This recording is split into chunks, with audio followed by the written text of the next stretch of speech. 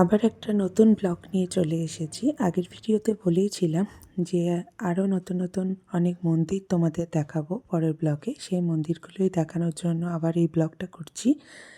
দেখো, একটা মন্দির ক্রস করে এলাম, আবার আর একটা মন্দির, এটাও একটা শিব মন্দির। আর এই শিব মন্দিরটাও অনেক পুরনো মন্দির। এখানেও 3টে শিব আছে। এখানকার মন্দিরের বাইরের কারুকার্য এত সুন্দর যে একটু ভিডিও করতেই হলো। আবার কবে আসবো জানি না, তাই একটু ক্যামেরা বন্দি করে নিলাম মন্দিরের কিছু অংশ। ভীষণ ভালো লাগলো, সবটাই খুব সুন্দরভাবে সাজানো। দেখো, 3টে শিব আছে ভেতরে। আবার বাইরে এসে কিছুটা ভিডিও করলাম। মন্দিরের বাইরে তো সুন্দর গাছ এবং খুব সুন্দর একটা বাগান আছে। এই মন্দির দেখার পর আমরা আর একটা মন্দিরে চলে গিয়েছিলাম, শ্রী শ্রী রাজরাজেশ্বরী মন্দির। এই মন্দিরটা বাইরে কাজ চলছে দেখলাম। মন্দিরটাও ভীষণ সুন্দর।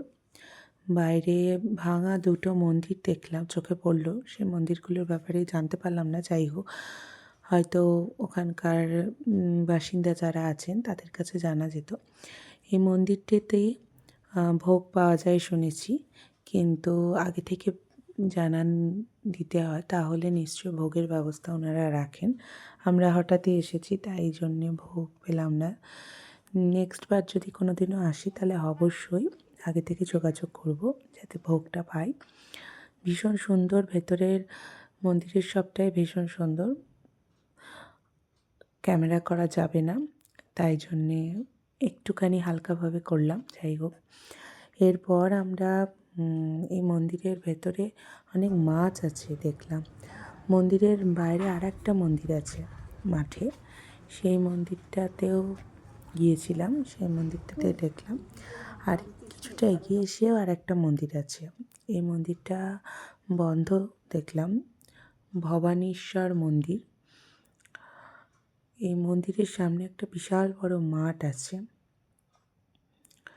এই মন্দিরটাও দেখে মনে হচ্ছে বেশ পুরনো। মন্দির থেকে ফেরার পথে আমরা একটু টুকটাক ফল খেলাম। এরপর আমরা চারবাংলা মন্দিরে গেলাম। সেটাও বহু পুরনো, খুব সুন্দর, কিন্তু এখানে ভিডিও অ্যালাউ না, সেই জন্যই দূর থেকে কিছু ফটো তুললাম। বেশ ভালো লাগলো। মন্দিরটাতে যে এসেছি, আমাদের ক্যামেরাবন্দি থাকলে আমরা বারবার দেখতে পাবো। মন্দিরটা খুব সুন্দর, ভীষণই ভালো। মনে হচ্ছিল বসেই থাকি, কিন্তু না, আমাদের ফিরতে হবে। তাই আবার ঘাটে চলে এলাম। এবার আমরা ঘাট পার হয়ে জিয়াগঞ্জ যাব, সেই জন্য নৌকায় আবার উঠে পড়লাম। জিয়াগঞ্জ আমরা পৌঁছে গেছি। এবার আমরা টোটো ধরে যাচ্ছি হেসেলে। হেসেলে আমরা দুপুরের খাবার সারবো। সেখানে আসার অনেক দিনের ইচ্ছা ছিল, তো চলে এসেছি। এখানে এসে দেখছি ভীষণ ভিড়, তবে বেশিক্ষণ অপেক্ষা করতে হয়নি আমাদেরকে। আমরা সিট পেয়ে গেছিলাম। খাবারের অর্ডারও দিয়ে দিয়েছি। বললো সামান্য কিছুক্ষণ ওয়েট করতে হবে, তবে খুব বেশিক্ষণ ওয়েট আমাদের করতে হয়নি। মা, মাসি এরা সবাই ভাত খেলো। আমরা বিরিয়ানি, বাটার নান, পনির বাটার মশলা আর মিক্স চাউমিন অর্ডার করেছিলাম। সেগুলোই সবাই মিলে খাওয়া হলো। বেশ জমিয়ে খাওয়া দাওয়া হলো আর কি। আর এরপরে আবার আমরা সদরঘাটে এসে পৌঁছালাম। সেখানে কিছুক্ষণ অপেক্ষা। সবাই বলেছে সন্ধ্যা আরতি দেখে তবেই ফিরবে, কিন্তু মনে হচ্ছে না দেখে যে এরা অতক্ষণ থাকতে পারবে। যাই হোক, এবার আমরা কিছুক্ষণ বসে থাকবো সদরঘাটে, কারণ এখন পার্কটা খোলেনি। পার্কও খোলেনি, আর আরতি হতেও অনেকটাই দেরি আছে। তো পার্কের বাইরে একটা ছাদ আছে, সেই ছাদে উঠে একটুখানি ভিডিও করলাম। পার্কের ভেতরের ভিডিওটাও করলাম। পার্কের ভেতরটা বেশ সুন্দর। এর আগে আমি এসেছি, আবারও এসেছি অনেক বছর পর, প্রায় বছর 2 পর এলাম আবার। বেশ ভালো লাগছে। তখন ক্রিশ অনেকটাই ছোট ছিল, তাই এই সমস্ত রাইডে উঠতে পারেনি। তবে এবারেও বলছে হ্যাঁ আমি এবার উঠব। যাই হোক, দেখা যাক ও কতটা কী করে। এবার আমরা পার্ক খুলে গেছে, এবার আমরা পার্কের ভেতর ঢুকবো। 10 টাকা করে টিকিট কেটে আমরা পার্কের ভেতর ঢুকে গেলাম। এখানে সবাই খুব মজা করব, আসলে ক্রিশ মজা করবে, আমরা জাস্ট ওর সাথে আছি সেটা বোঝানোর জন্যই চল তুই যা ইচ্ছে তাই কর। ও প্রথমেই একটা জাম্পিং নিয়ে উঠলো, সেখানে থেকে আবার নেমে পড়লো। তারপরে এখানে কি সুন্দর ঝর্নার জলটা, দারুণ লাগে, এই জায়গাটা আমার ভীষণ ভালো লাগে। এরপর এই যে এখানে খেলছে,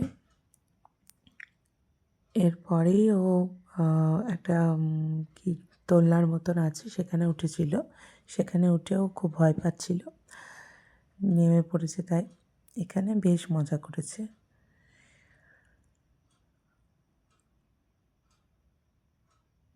এই যে এইটাতে উঠে খুব ভয় পাচ্ছিল। এরপরেই টয় ট্রেনে উঠলো, টয় ট্রেনে উঠে তো বেশ মজা করেছে, খুব চিৎকার করছিল, মানে এতটা আনন্দ পেয়েছে না টয় ট্রেনে উঠে, সেটাই। এরপর টয় ট্রেন থেকে নেমে কমপ্লিট আমরা আবার গিয়ে সদরঘাটে বসলাম। সদরঘাটে দেখো এইখানটায় আরতি হয়, লাইট জ্বলে গেছে কিন্তু অনেকটাই দেরি, 6টার থেকে শুরু হয় আরতি। এখন সব জোগাড় যন্ত্র চলছে। মা, মাসি, বিপুল এরা সব চা খেয়ে নিল। এরপর আমরা, আর ওই যে খেলা করছে, এবার আমরা টোটো ধরে স্টেশনের দিকে রওনা দিলাম, কারণ ওরা আর থাকতে পারছে না।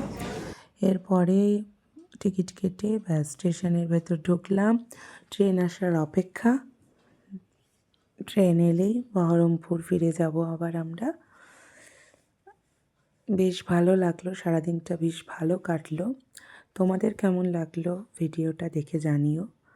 তোমাদের কারা কারা জিয়াগঞ্জে থাকো, তাদের কেমন অভিজ্ঞতা সেটাও জানিও। সবটাই আবার পরের ব্লগে দেখা হবে। এখন আমরা অপেক্ষা করছি ট্রেনের জন্য। ওকে, আবারও হ্যাপি নিউ ইয়ার বলছি সবাইকে। সবাই সুস্থ থেকো, ভালো থেকো, টাটা।